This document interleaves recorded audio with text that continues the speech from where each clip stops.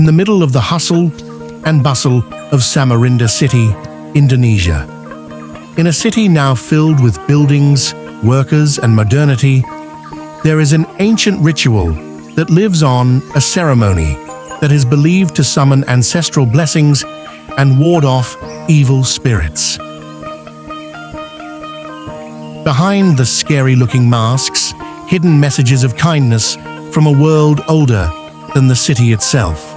This is Hudoq, the sacred tradition of the Dayak Bahau tribe, which is now throbbing again in the heart of Samarinda.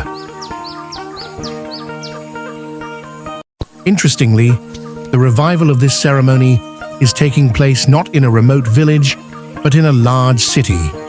And the journey of how this ritual came to life, complete with preparations, cleansing, prayers, and the descent of the Hudoq, holds a story that can only be understood by following the procession from beginning to end. The Samarinda community consists of various ethnicities, including the Dayak Bahau, whose numbers continue to grow. And around 2017, the elders gathered and realized that even though they lived in the city, many still held onto farming traditions.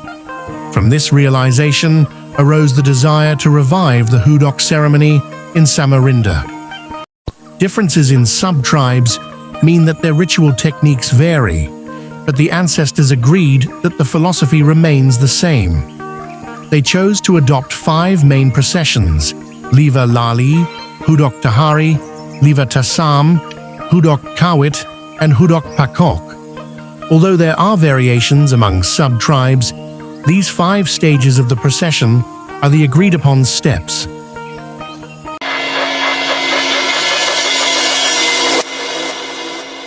During this stage, traditional instruments such as the mandau, gong, traditional clothing, and musical instruments are cleaned together using a small amount of field soil.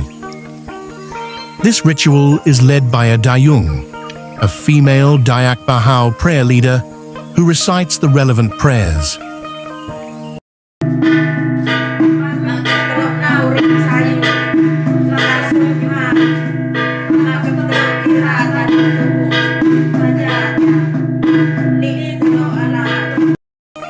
Symbolically, this is interpreted as a form of protection to ensure the sacred objects remain protected during the ritual. It is also a crucial stage, imbued with ritual meaning and the existence of the Dayak Bahau people.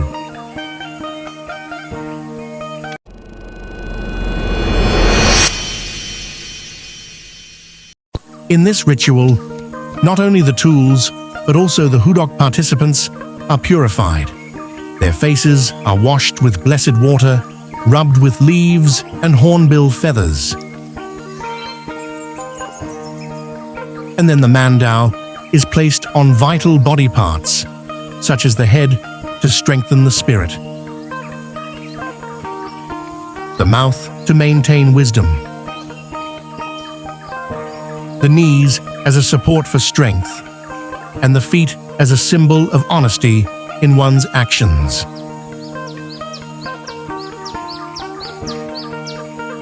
The placement of the mandau on the participants' bodies symbolizes the opening of the spirit, empowering them. Its symbolic meaning is inner cleansing and spiritual preparation for the next stages of the ritual. All of this serves a protective purpose.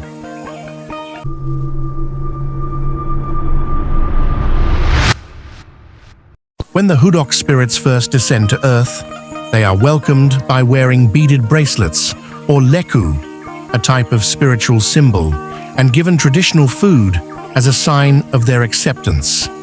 The Hudoq present include the urung pakau, urung manuk, and nambavui, believed to bring prosperity and protect humans from evil spirits.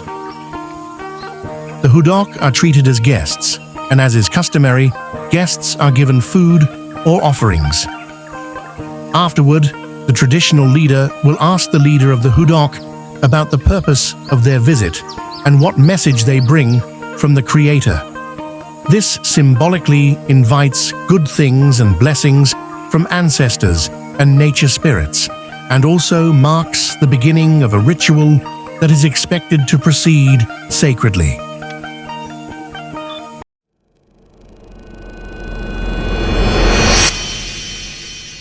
The culminating event is the Hudoq Kawit. The Hudoq introduce themselves and convey messages from the good spirits who have descended to earth.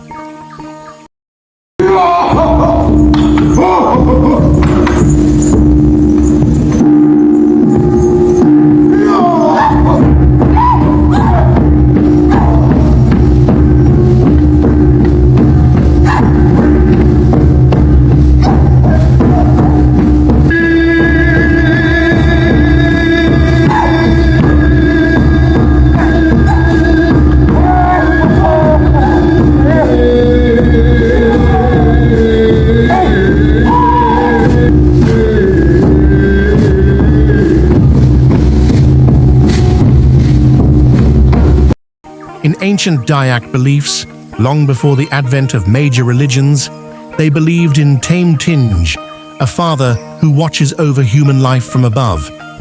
Rituals like the Hudoq are considered a bridge to receiving protection and blessings.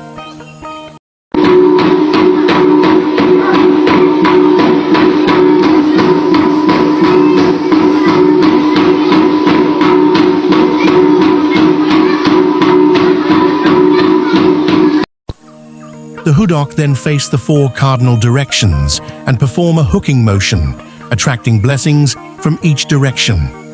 Looking eastward, for example, they hope that prosperity from the eastern lands will descend upon their land.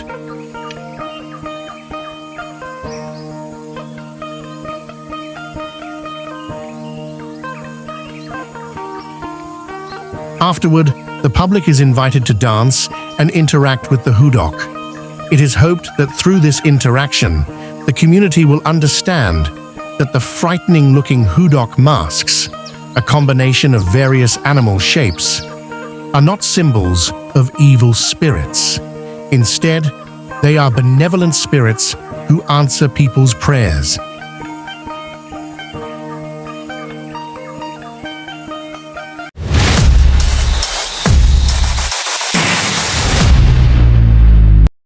The procession series closed with the Hudoq Pakoq phase.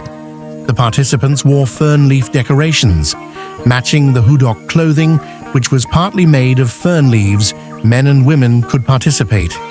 They gathered in the middle of the field to pray for gratitude for the smooth running of this entire traditional journey from opening the field to Hudoq Pakoq. The philosophical meaning of this Hudoq Pakoq phase is to symbolize the release of the spirit, or the closing of the ritual, which also symbolizes gratitude for the protection and strength obtained. It is the culmination of the form of respect and request for blessings for the life of the Dayak Bahau community. With the end of the Hudoq Pakoq phase, the entire series of ceremonies has concluded. Amidst the rapid modernization and decline of many Indonesian cultures today, the Hudoq ritual in Samarinda serves as a reminder that our ancestral heritage has not been lost.